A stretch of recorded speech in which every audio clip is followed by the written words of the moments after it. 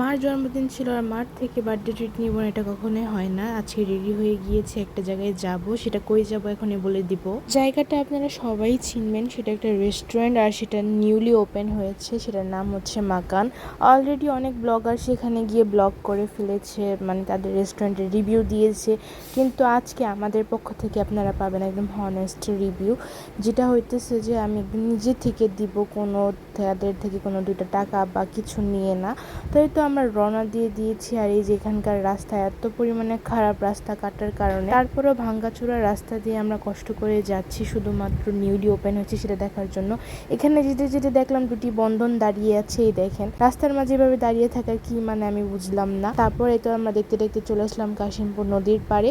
এখানে এসে আমরা কিছুক্ষণ আর কি ঘোরাঘুরি করলাম, তারপর হতেছে যে আশপাশটা দেখতেছিলাম। সামনেই ছিল টুরাগ ওয়াটারফল রেস্টুরেন্ট, সেটাতে আমরা গিয়েছি, সেটা আপনারা আমার ইউটিউব চ্যানেলের ভিডিওটা পেয়ে যাবেন।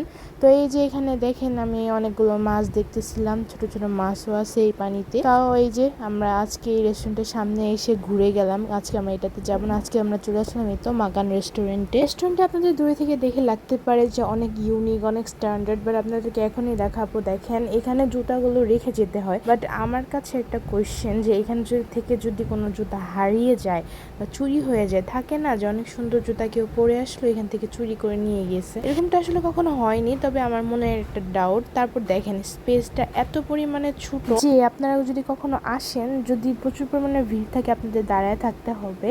আমরা অনেক কষ্ট করে এই জায়গাটা পাইছি। তারপর হইতেছে যে আমরা এই পাশে চলে আসি, ওই পাশে হচ্ছে আমার বোনেরা ছিল, মানে আমার বোন ননদরা ছিল।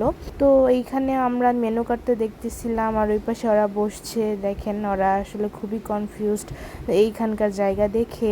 এত পরিমাণে জায়গা শর্ট যে এখানে আমরা কয়েকজন বসলেই মানে ভরে যাচ্ছে জায়গাটা। তারপর আমরা এখান থেকে খাবার অর্ডার দিচ্ছিলাম, তো ভাবলাম এটার কিচেনটা কোথায়, যেহেতু এত ছোট জায়গা।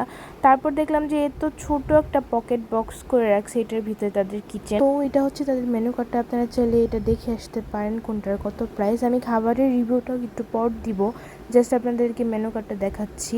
মানে খাবারের প্রাইস অনুযায়ী খাবারটা কেমন এটা আপনাদেরকে আমি বলবো। এটা হচ্ছে শেক আইটেম, তো আমরা হইতেছে যে এখান থেকে শেক অর্ডার করছি, তারপর রাইস বল অর্ডার করছি, প্লেটারও অর্ডার করছি। আবার এমন অনেক খাবার আছে যেগুলো তারা এই যে মেনু কার্ডে দিয়ে রাখছে, কিন্তু আসলে ওগুলো অ্যাভেলেবেল এখনো করেইনি। তারপর অনেকক্ষণ অপেক্ষা করার পর আমাদের 2টা রাইস বল আসছে 2 টেবিলে, ওই পাশে একটা আসছে এই পাশে একটা আসছে, কিন্তু প্রত্যেকটা খাবার প্রচুর পরিমাণে লেট করতেছিল।